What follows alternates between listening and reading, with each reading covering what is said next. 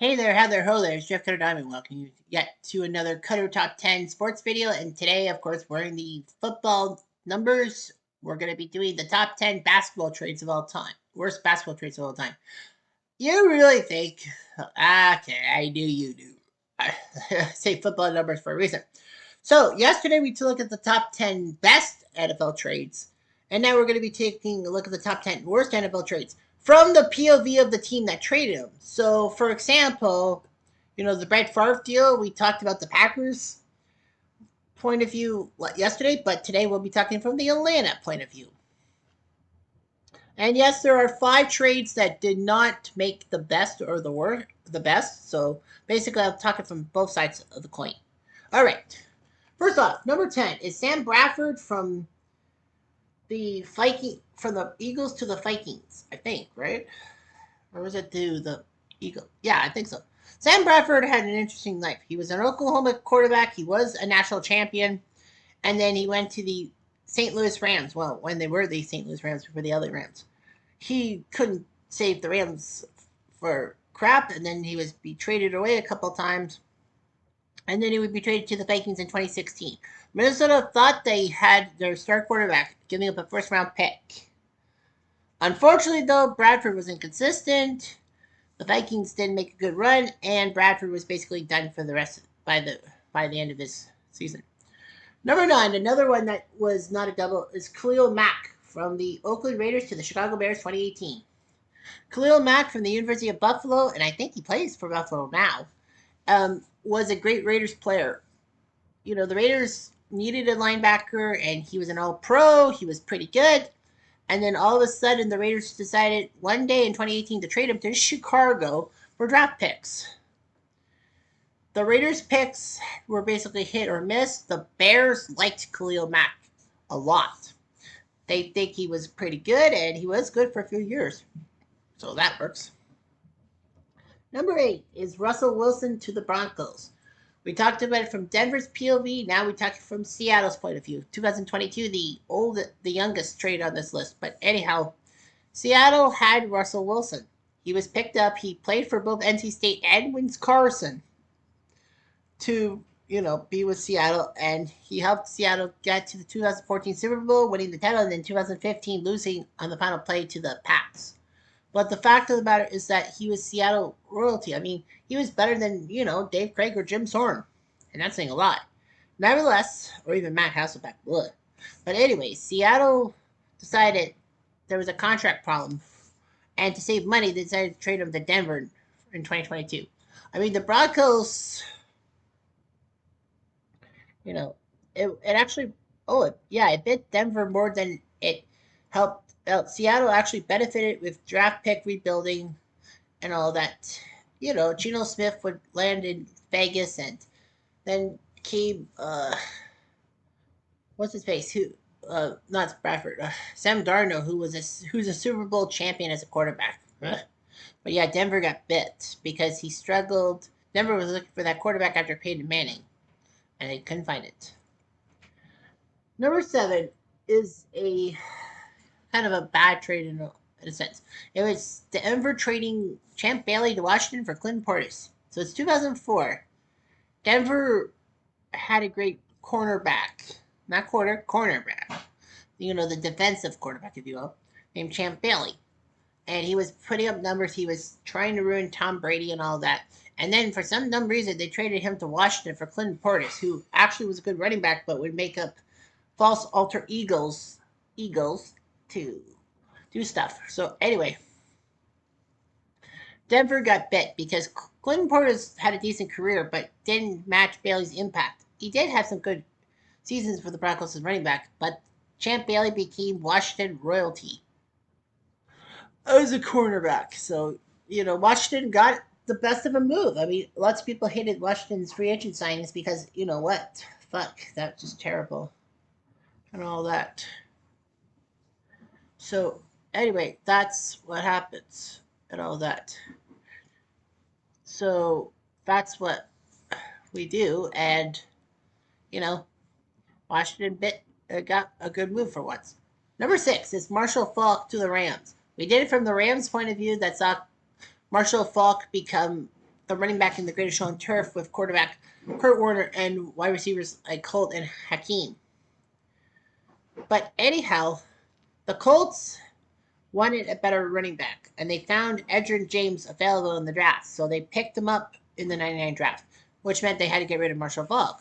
They sent him to the Rams for second and fifth round picks. The Colts couldn't do anything with their picks. The Rams bit the Colts in the butt. But the joke kind of was on the Rams, although it took till 2007, because Edgerrin James became the running back for the Colts, and in 2007 he won a Super Bowl ring. So it worked out. It actually did. Number 5 is Brett Favre to the Packers. So we talked about it from Green Bay's point of view. That's how Brett Favre become one of the best quarterbacks in Green Bay history. Sorry, Bart Starr. And then helping Green Bay out. In 92, he was supposed to be the backup for Mikowski, but he came in week 3 with an injury, beat Cincinnati, and then, became one of the best quarterbacks ever. Well, with the Jets and the Vikings, he was okay. With the Jets, he played through an injury and ruined the Jets season. And the Vikings, well, come on. You really think you want to see Brett Favre in opposing colors? Boo. Boo. Boo. Well, anyhow. So Atlanta picked up Brett Favre from the University of Southern Mississippi. 1989, he had that Hail Mary against Louisville. 1991, the Falcons decided to take him in the second round, and they didn't like him. I mean, Jerry Glanville hated him, saying that he was worthless. So Atlanta managed to trade Brett Favre to the Packers, and we're hoping to get like the best of the deal because it was a first round pick. They took this running back. I think his name was Tony Martin. I think it was. Can't remember. Guy came from Severn Miss, the same school as Brett Favre did. Was that first round pick? They needed a running back. I think it was Smith. But anyway, it failed miserably. Atlanta resorted to picking up Eric Dickerson in the free agency. But nevertheless, Atlanta tried their best, and they got their guy. They thought they got a good quarterback with Chris Chandler or Chris Miller, but it didn't work out until 1999, making it happen. Favre basically bit Atlanta and Glanville in the hours. Number 4 is the Steve Young trade from Tampa to San Francisco. Now, people forget that Steve Young was not a San Francisco 49er throughout his career. No. He actually was a Tampa Bay Buccaneer. Well, more importantly, he was in the USFL, that spring football league, trying to challenge the NFL and failing, thanks to Donald Trump. But the fact of the matter is that, Young played well for Los Angeles and then the USFL folded, so he went to Tampa. He sucked for Tampa in a sense, so Tampa decided to trade him to San Francisco for a second and a fourth round pick. The 2 picks were bad for Tampa. Of course, they were living in the ownership of Hugh Culverhouse, who was very penny pinching and a dickwad, if you call it that. But the fact of the matter is that, it bit Tampa in the butt. Tampa's quarterback, well, Vinny Testaverde was in the draft, but Testaverde became a massive bust. Not until he went to the Jets that he finally got rid of that bust move that he was tagged with the Bucks, the Browns, and the Ravens. Yeah, the Niners bit them because, Steve Young was backup quarterback to Montana for 2 titles and then got the monkey off his back in 1995 thanks to Harris Barton. But, Young was a Hall of Famer and Tampa got nothing. You get nothing. Good day, sir. Number 3 is Trent Richardson to the Colts, 2013. This is one of those non-double trades. So Cleveland had a good running back, Trent Richardson, from the University of Alabama. Bama was always known for their running backs in the 2000s and 2010s. So Trent Richardson was good. In his second season with the Browns, they decided to trade him to the Colts for a first-round pick. I don't know what Cleveland did with that first-round pick, but I don't think it was pretty good. The Colts mortgaged everything on Trent Richardson, thinking that they had fleeced Cleveland. Well, they fleeced themselves. Richardson struggled, never lived up to his status in both the draft and the Browns even. Caused a mistake for Indy, and they wouldn't bounce back with a good running back for years. Pretty bad, don't you think?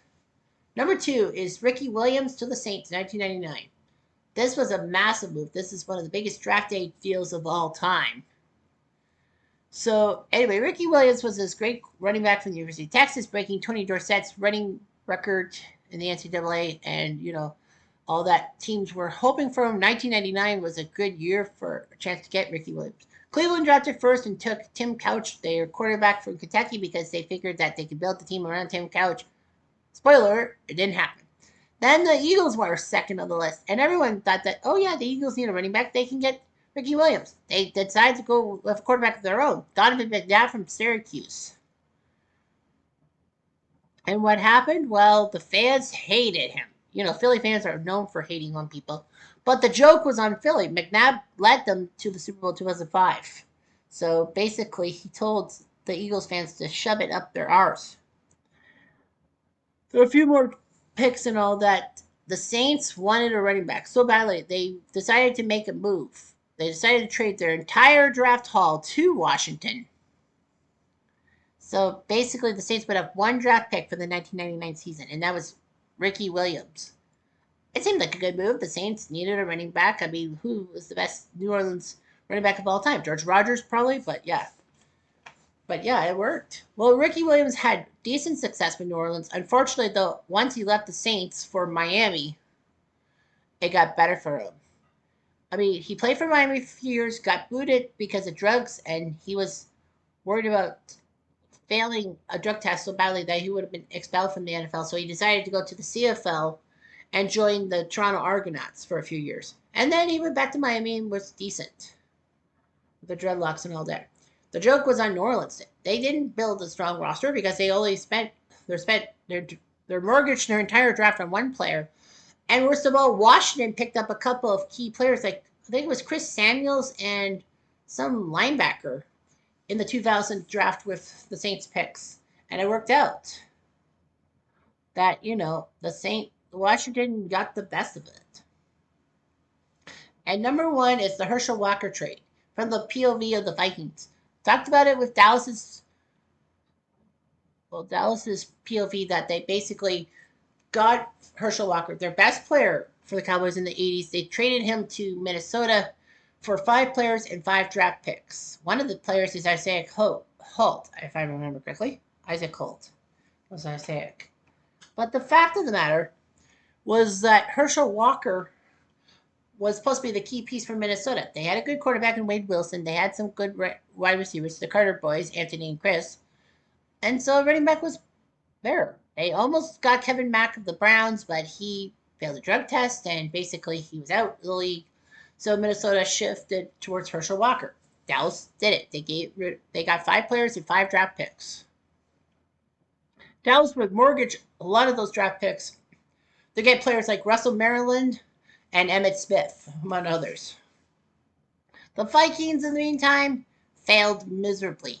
Herschel Walker did not have the right impact. They actually wanted Herschel Walker to run the ball to the outside instead of down the pike, where he was pretty damn good for both the Cowboys and the USFL's Donald Trump Generals. But the fact of the matter was that Herschel Walker couldn't do it. The Vikings owner, GM Mike Glenn, who actually went on to co-found the World League of American Football, that whole ABC thing, 1991, got bit a lot. And yeah, the Vikings just couldn't do it. Herschel Walker would he even went to the Winter Olympics to participate in bobsled, which was weird and all that. But yeah, Herschel Walker was just worth nothing, and the Vikings just didn't have the running back they needed until Adrian Peterson. That's a long ways away, baby. Anyhow, I'm Jeff Diamond. Adieu.